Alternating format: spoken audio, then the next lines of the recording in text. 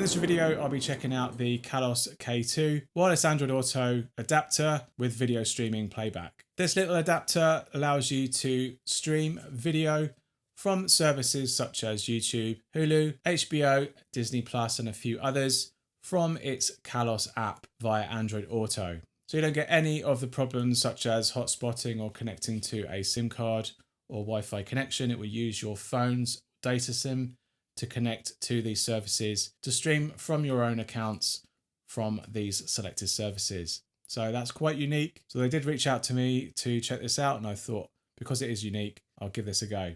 Okay, so that's a brief summary. Let's see what's inside the box. Okay, so here's what you get inside the box. You get a app download card. You need this downloaded onto your Android phone in order to use the video streaming functionality. You get a small instruction card to tell you how to get the thing up and running, how to update it, and how to get the video streaming working on the actual device. You get the very small Kalos adapter itself and two means of powering the adapter, one USB-A to C and one USB-C to C.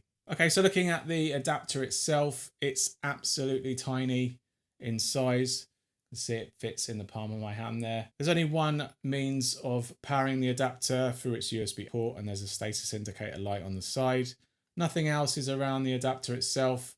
Some branding on top, and it looks like a little reset switch on the bottom there as well. It's white in color, so it's going to stand out in a dark interior. And obviously its cables come in white as well. There's no color options on this adapter itself. So you just simply plug this into your Android Auto port for wireless Android Auto, and also to connect to these streaming services via its connected app. Okay, so that's a brief summary of the adapter itself.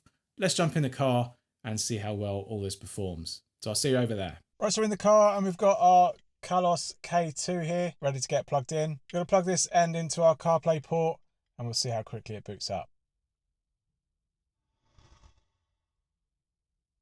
Okay, and we're in at around about 16 seconds and we're into the main menu interface. This is running the current latest version at this time of recording, so that's 1.1.1. We've got easy access to go home.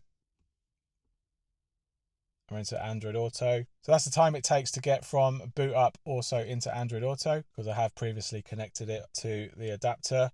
You go back to the system menu here. And obviously, as I said earlier, it's just Android Auto, so it's running on the Android Auto platform, and tapping that will get you back into the actual interface. You can again exit if you want to get back to here. You can't really do much here. There's a QR code at the side here that you can tap to get it a little bit bigger. And then you basically scan this QR code with your Android phone. And then you download the Kalos K2 app. Nothing else can happen here other than you kind of tapping on the center icon once you've actually connected to Android Auto to get back into Android Auto should you need to come out of that experience. So in Android Auto, it's nice and sharp and native looking. There's no stretched or lower quality there using Android Auto. It's nice and responsive and you can get into the various sections. It does that very well. There is no pinch and zoom support, unfortunately, within Google Maps, like some other adapters can do. Let's try some audio.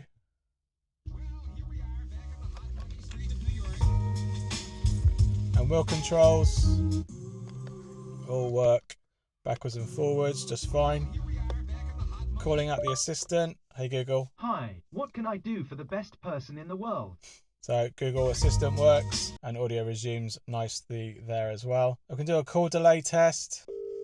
Hello? Hello? Hello? Hello? Hello? Hello? Hello? Hello? Hello? Hello? Okay, call delay works fine and the audio resumes just as well afterwards. So minimal delay there on the calling, so happy with that. Solid pass. So that's basically Android Auto in a nutshell. Everything runs quite well, quite happy with that. Now the next thing and the most important feature is the media streaming. So to do that you need to download the Kalos app, and then whilst you're in the app you can actually access various functions within the adapter itself, such as quality delay in the stream, applying firmware updates, and there's a small amount of configuration areas as well to tailor the experience for Android Auto. So with the app downloaded and connected to Android Auto, you go to the app page in Android Auto and you've got the Kalos app now available. Tapping that will now give you this selection of media or video streaming services that you can actually interact with. Now from this point onwards, I believe that it basically now uses like a browser interface that's within Android Auto. So depending on the type of services that you actually have signed up for, you can then launch any of these services and actually get access to your content. There are a few additional, such as DailyMotion, which is almost like a news feed app. And if you've got an account there, you can probably then browse your content from there. There's a persistent back button that takes you back to the main menu, and then you can access the other services that are available. Internet Movie Database, for example, and you can then watch trailers from this particular app. So if we go into here and then play back some of its trailers, you can go semi full screen.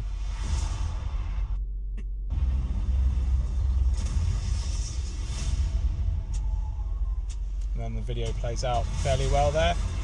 And then obviously you've got TikTok. If you've got an account with TikTok, you might be able to log into that and actually access all the various content from TikTok is also available.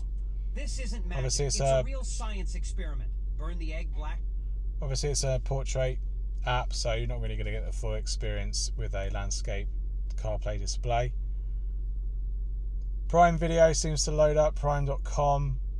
So there might be an issue with accessing your own region of your Amazon Prime account, but obviously it's browser based, so you'll be navigating through the browser and playing back the videos that are available to you from there. But then obviously trailers are accessible, you can play back the trailers, and obviously you can then sign into your Amazon account.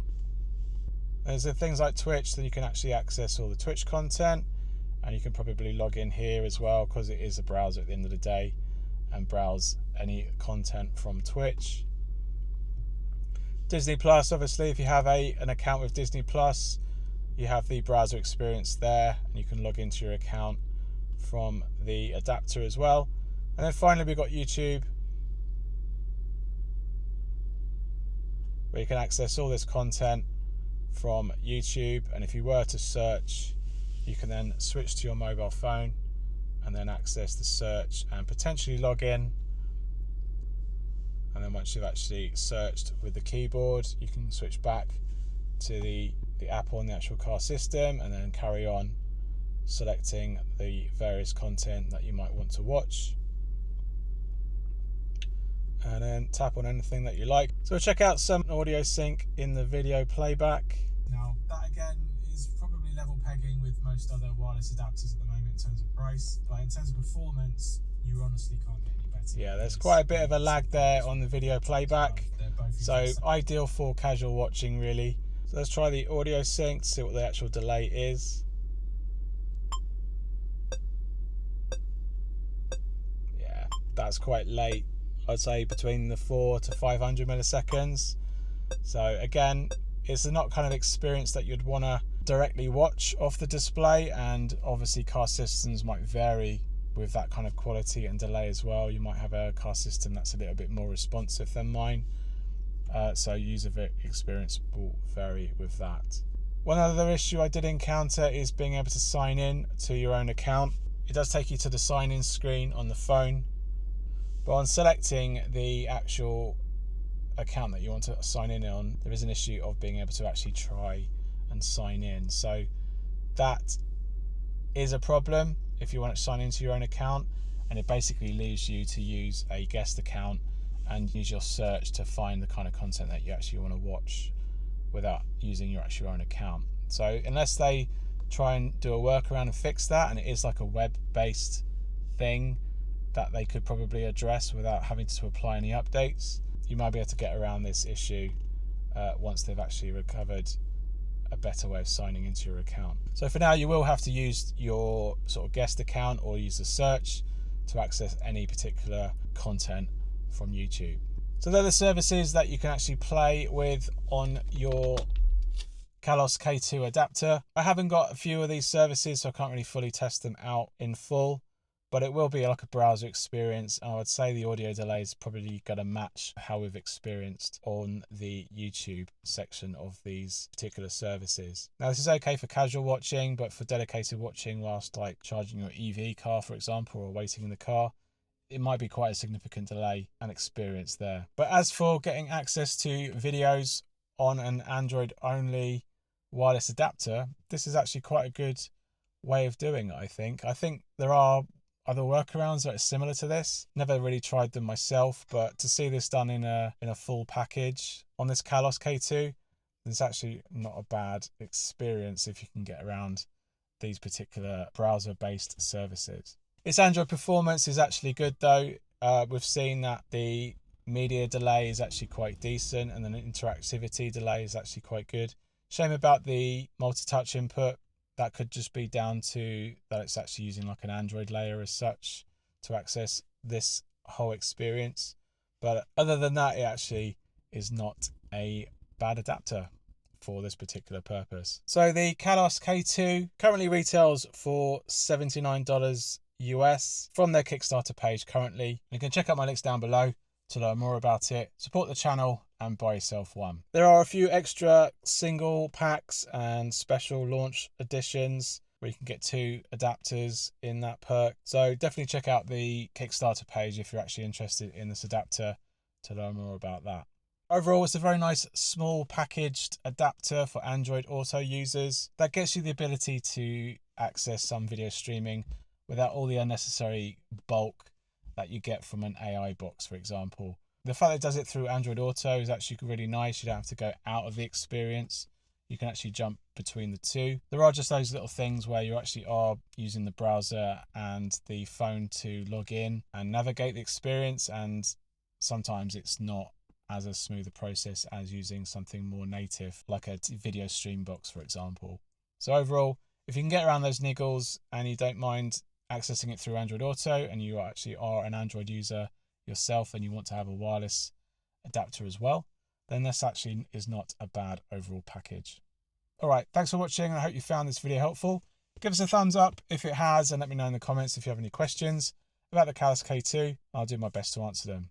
You can support the channel by sending us a super thanks. I really appreciate it. Thanks again for watching, and I'll see you on the next one. Cheers. Bye.